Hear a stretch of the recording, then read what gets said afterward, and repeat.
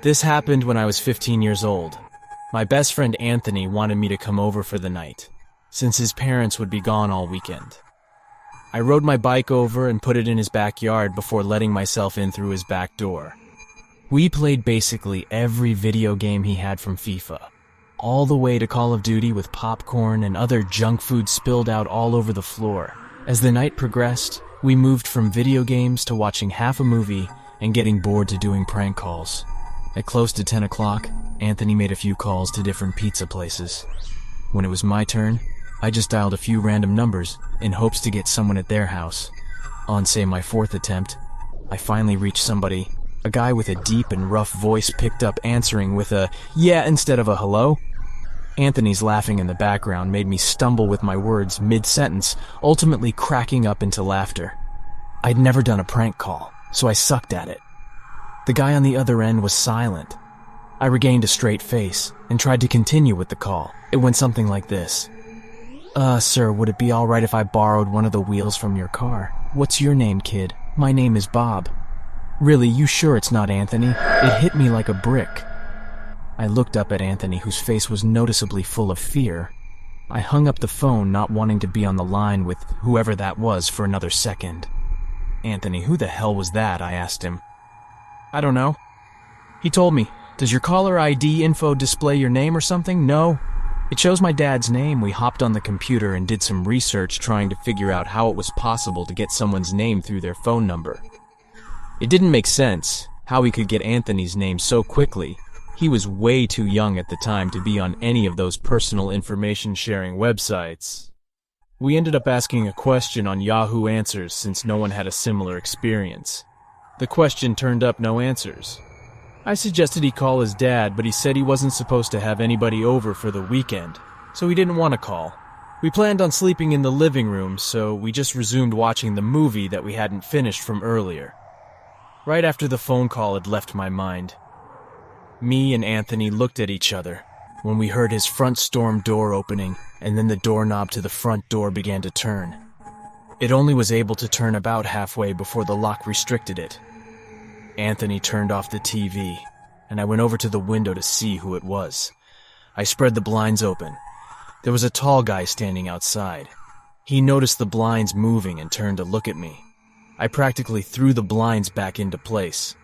Me and Anthony hid in the kitchen, listening for any more noises. We heard the sound of the gate to the backyard opening as it was right outside the kitchen window. God damn it! I said I forgot to shut the back door. Anthony urged me to run and shut it. I made it to the hallway leading to his back door and froze.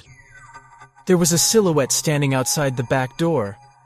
I don't think he noticed me, but he was surely looking into the house.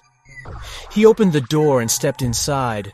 I tiptoed to the kitchen and motioned for Anthony to follow me upstairs. We made it to his room as quietly as possible, pulling the door shut to avoid making any noise. We crawled under his bed. He had cloth covering the bottom of his bed so you couldn't see anything under it unless you actually moved the cloth. The doors downstairs all opened, each one getting closer to the stairs. Thumps finally began up the stairs, and he was right outside the door. Now the door to the room opened.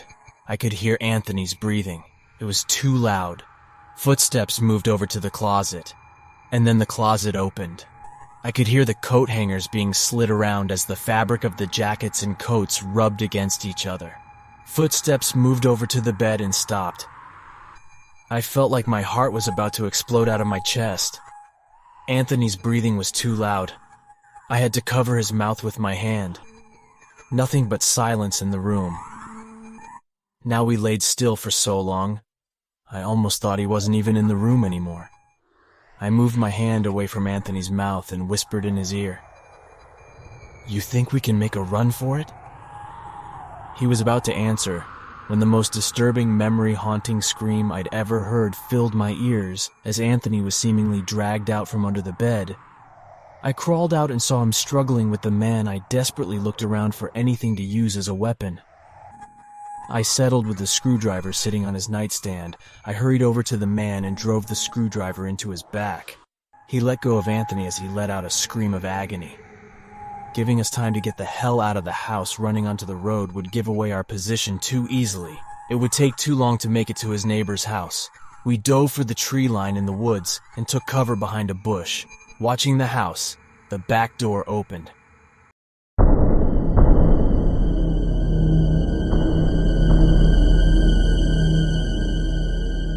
I went over to Joe's house with my older sister because it was summer and the weather was really nice.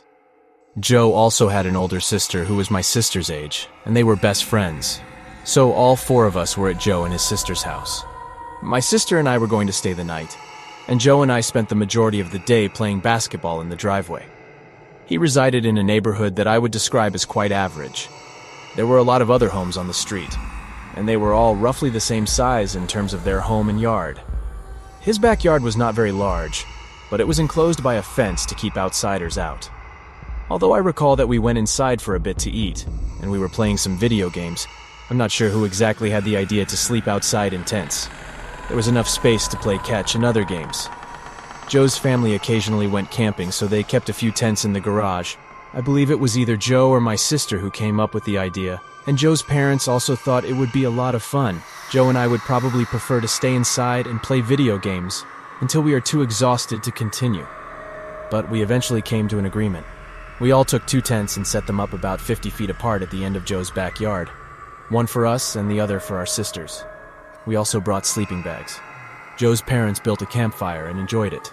Small fire pit, and we cooked over it. When it was created, s'mores with marshmallows.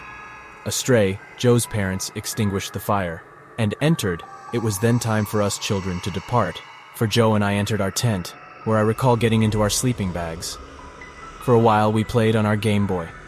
While everything outside was incredibly silent, we listened to our sisters conversing at some distance from their tent. They must have ultimately fallen asleep, because everything became quite silent. Although Joe and I were still up playing video games, we suddenly heard a noise as if someone was walking in the yard and toward our tent. They were walking slowly, but the strange part was that they were coming from the back side of the yard rather than the direction that the house was facing. At first, we assumed it was one of our sisters. However, I had a bad feeling about it for some reason, so Joe and I whispered to each other, asking if it was them. I didn't believe him until the moment we could see the shadow of the person standing there. It was definitely not his sister. The shadow looked like a grown man, and we both froze in terror as it approached our tent. The man stood there for a long time, without opening the tent before beginning to leave. But he was walking closer to the house, or perhaps towards our sister's tent, Joe. And I moved to the end of the tent, where we quietly unzipped it to see who was there. I recall that we both stuck our heads out to look. We thought we were being stealthy, but it turns out we weren't, because as soon as he appeared, about 20 feet away and halfway between our tent and our sister's, he started running to the end of the yard and jumping the fence. We all went inside, and I felt safer there. I don't think the person ever returned, but I'm extremely glad that he left when he did. Neither Joe nor I got a good look at the guy's face, and he pretty much looked aside as soon as he noticed us.